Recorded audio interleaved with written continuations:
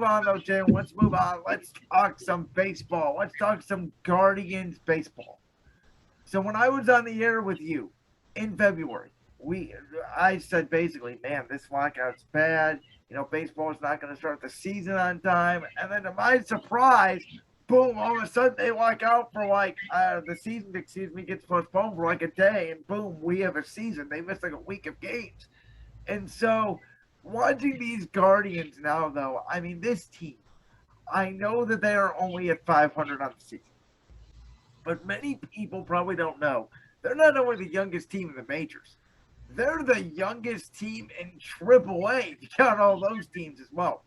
They have also called up the most amount of prospects in baseball this year. Their own record is 11 in 2011. They're already at 10 with the addition of Nolan Jones last week. This team is young. And when they pitch well and when they can make some solid contact, they can actually win ball games. And thank goodness we are in the division we're in the AL Central.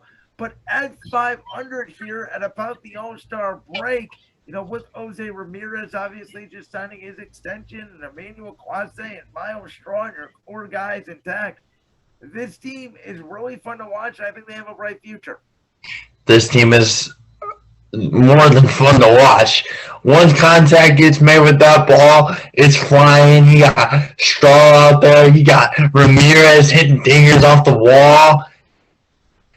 This team just screams potential, right? Like, if you're a baseball fan and your team wasn't great, because our team hasn't been great for a while, great. Great, yeah, but I'll push back on that because in my lifetime, over the last 10 years, they've only had one losing season. That was last year. I won game. So yeah. we have been competitive. We have not been the World Series contenders over the last few years while we have kind of rebuilt the roster, if you will. But the one thing I love about this team is they don't try to hit the home run every pitch. They play old school baseball, the way baseball is supposed to be played, and that's putting the ball in play. They use the whole field. They use the whole field. Our guys are young, but they have so much awareness. Our bullpen doesn't look too bad. Who pitched on the mound last night? Who was on the mound? McKenzie? Last night was McKenzie. He went 8, and then Clase obviously finished it off in the 9th. I do think the bullpen is the one spot where maybe at the trade deadline, these guys do go out and they acquire some bullpen help, though.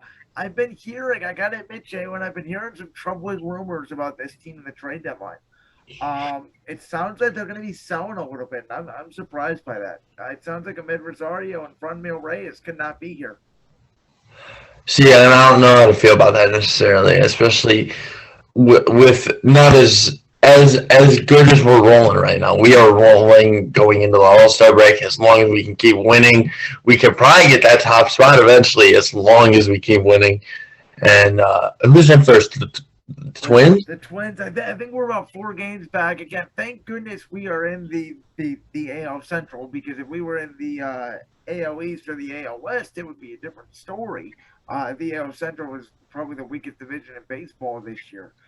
But, here's the argument with trading Reyes and Rosario, and I agree with you, I'm kind of indifferent. But let me throw this at you, because this is what I've heard. Because I actually have my boss at Believe One Media has sources inside the Guardians organization. So let me throw you out what I've heard.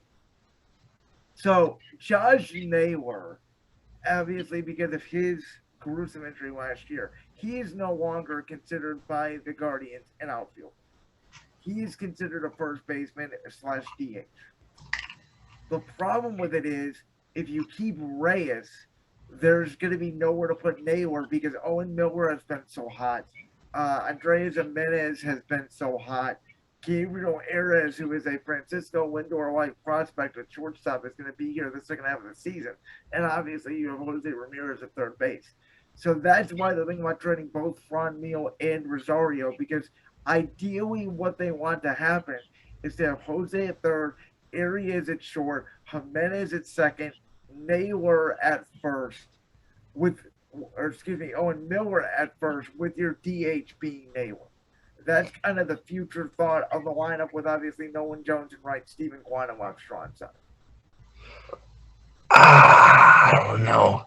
That's very, very risky. Like the damage that could do to our team, especially with the chemistry all our guys have. Yeah, I think I'd rather keep Rosario until the end of the season, and then I don't know if he's a free agent or not. See what he can do with his contract. Reyes, obviously, we know he's the one power in the lineup. I do understand the thought though, because apparently they've been trying to get Reyes to play a little bit more outfield. I know he did play the outfield in one of the day-night doubleheader games, but the concern is now basically that Reyes and Naylor are kind of the same player, and Reyes is seen as a little bit more expendable.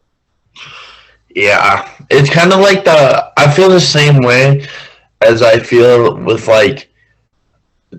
Can we kick it back to basketball for a second? Like when Colin Sexton went down, and I was kind of worried. Like when he comes back, it's like the chemistry type deal. Like he's gonna kill all our chemistry.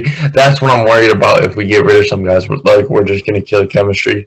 No, I mean, I get it. You know, I've been thinking about this.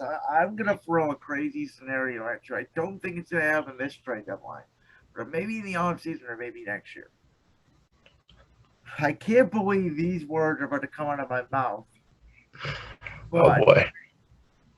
Trade Shane Beiber? Question mark? Ooh. For what? What do we get? What? Well, and that's the thought, right? Because look at this rotation. Plesac is really great. Savali is really great. McKenzie is really, really great. Cal Quantrill, really, really great. Eli Morgan could be back to kind of that starting role. They have a couple more kids in the minors. Like this rotation to me is really good. The bullpen getting the Clase some nights can be a little bit shaky. Beiber has been great in some starts this year. Beiber has not been great in other starts. I know he had that great complete game the other night, but I never thought Beiber got back to the Cy Young season he had during the COVID year of 2020. I'm just a little bit worried Beiber turns into Corey Kluber. I love Shane Beiber with all my heart and passion. I watch almost every single pitch he throws every time he's on the mound. I love him. But I'm worried about his arm. I'm worried about his shoulder. And I think if you can either get a power outfield bat and or some bullpen help, I think it's a conversation, Jalen, you would have to have, especially with this contract coming up in a few years. Yeah, but as a fan, from a business point, from a team standpoint, I could see that. But as like an outsider fan, like. No, I know. I hate it as a fan too, but I don't think it's going to happen. But I'm saying it's a discussion that, like, it's not out of the realm of possibilities. Like, don't be surprised if there's discussions about it. Yeah, for real. But, like, the thing is, like, I don't know. And it sucks. Like, being a sports fan and, like, when one of your favorite players is, like, in trade talks or oh god, it's the worst feeling in the world, isn't it? Especially as Cleveland fans, you and I know this best. Like this sucks. Like go ahead. And for you, like when you guys got rid of Carson Wentz, you know how I would feel if I lost Beiber at this point because this man is I've seen him through a lot. Like you said it, we watched him throw every single pitch on the mound. Yeah, I mean it's tough. You know, I know that you were kind of alluding to the Carson Wentz situation there. You kind of cut out for a couple of seconds, but yeah, I mean when Wentz got traded, I was devastated. He was my favorite Philadelphia Eagle. I thought he was going to lead us to the promised land. He did in a way. Obviously, Nick Foles, the greatest player in Super Bowl history, but you know, yeah, I mean, it's tough. It'd be tough losing Shane Beiber. He's probably my favorite player on the team. But I'm just saying it's a discussion that's out there.